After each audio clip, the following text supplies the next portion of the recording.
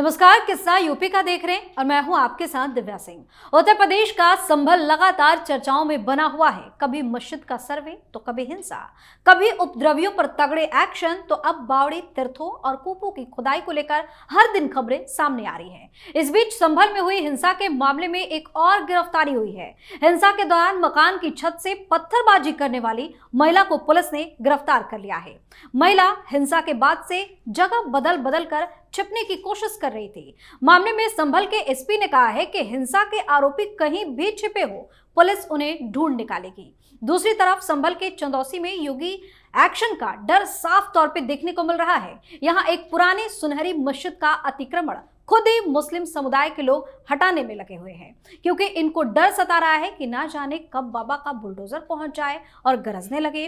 वहीं सीएम योगी ने आज अखिलेश यादव को अपने निशाने पर लिया और कहा कि 2017 से पहले पुलिस भागती थी, आज अपराधी हांफते हांफते मर जा रहे हैं। पुलिस अपराधी और उनके आकाओं को सही जगह पहुंचा रही है। आज इसी पर चर्चा करेंगे। मेरे साथ स्टूडियो मौजूद हैं कैपिटल टीवी के executive editor Rajiv sir. Sir, आपका स्वागत है। धन्यवाद। सर, संभल में पत्थरबाज महिला गिरफ्तार हो गई है। देखिए, पत्थरबाज महिला कौन है? ये एक मुस्लिम समुदाय की बुर्का पहनने वाली महिला है। अब जैसे जिस तरीके से सनातन संस्कृति में कहा जाता है, अगर आपका बच्चा थोड़ा आक्रामक भी होता है तो माँ उसे सुधारने की कोशिश करती है। जनरली अगर देखा जाए तो बच्चा अगर घर के बाहर गाली देते हुए पकड़ा जाता है और उसकी शिकायत करने के लिए घर में जाओ तो उसकी माँ उसे समझाती है गाली देना सही नहीं है। अगर वो महिला ही दिन रात गाली देती रहती हो तो अपने बच्चे को क्या समझाएगी कि गाली न दो?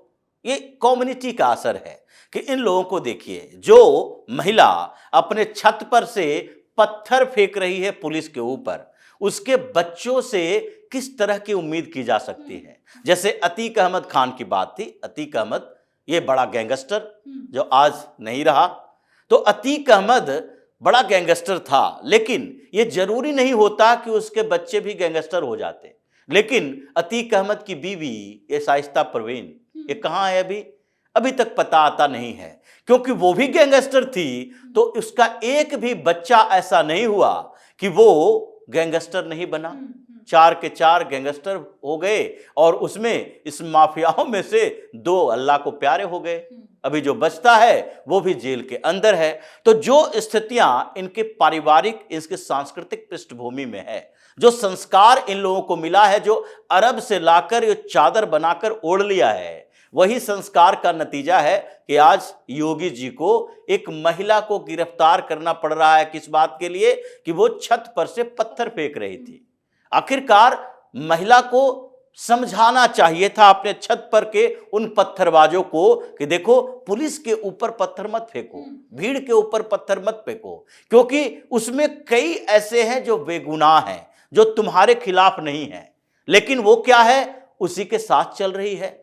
तो इस पूरे कम्युनिटी में जो ये आक्रामकता, जो ये जाहिलता आई है, उसमें महिलाओं की बड़ी भूमिका है। महिलाओं की भूमिका को समझिए कि जब ट्रिपल तलाक, इंस्टेंट ट्रिपल तलाक के ऊपर कि एक बार में ही तलाक तलाक तलाक कर दिया गया और महिला को घर से बाहर निकाल दिया गया, उसके साथ बच्चे भी है, सड़क पर आ गया। बच्चे क्या बन गए?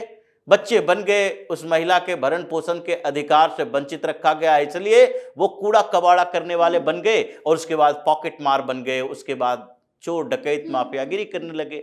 अब इन महिलाओं के समर्थन में पीएम मोदी ने ट्रिपल तलाक पर रोक लगाई और उसके बावजूद इन मुस्लिम महिलाओं ने सपोर्ट नहीं किया, बल्कि हर जगह पर जहां मीडिया वाले पहुंचते इन मुस्लिम महिलाओं के पास, तो वो कहते कि नहीं नहीं, ये होना तो चाहिए लेकिन सरकार को नहीं करना चाहिए, ये हमारा धार्मिक मामला है तो धर्म के आधार पर इसमें सुधार होना चाहिए।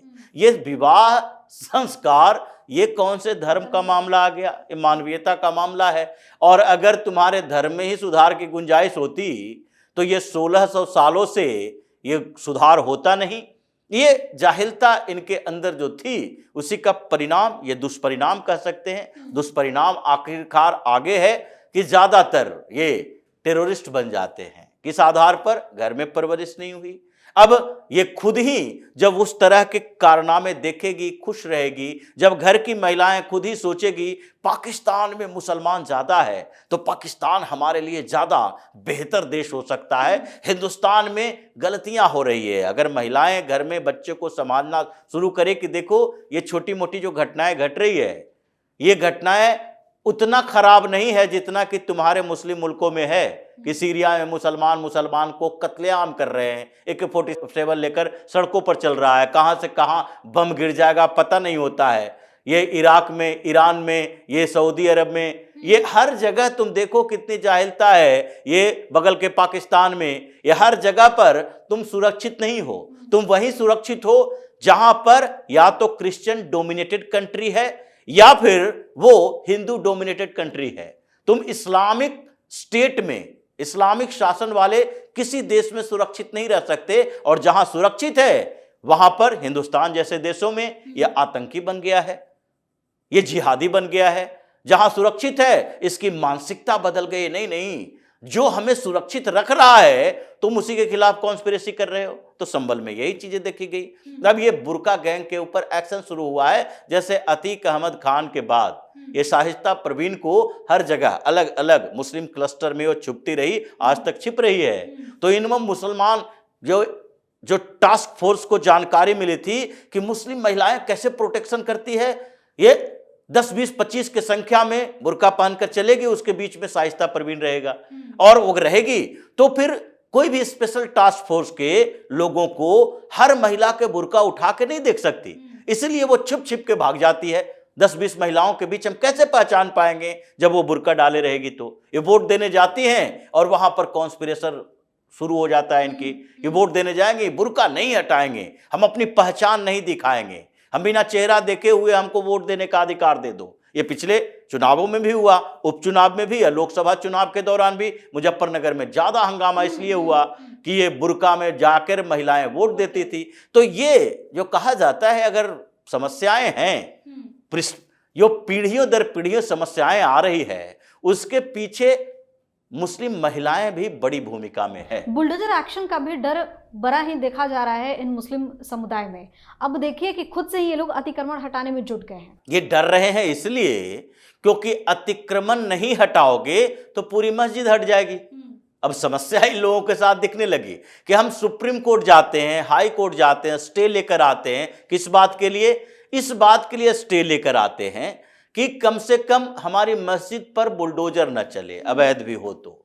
लेकिन अगर सुप्रीम कोर्ट भी जाओगे तो उसके आसपास के अवैध निर्माण को न तोड़ने का निर्देश सरकार को नहीं मिल सकता। जैसे संभल में हुआ, जैसे अलग अलग जगहों में हुआ कि देखो मुस्लिम घर नहीं तोड़े जा सकते, लेकिन घर आधा तुम्हारी गली में है तो क्यों नहीं तोड़ेंगे? अगर मस्जिद के आसपास तुमने अतिक्रमण कर लिया तो उसको क्यों नहीं तोड़ेंगे?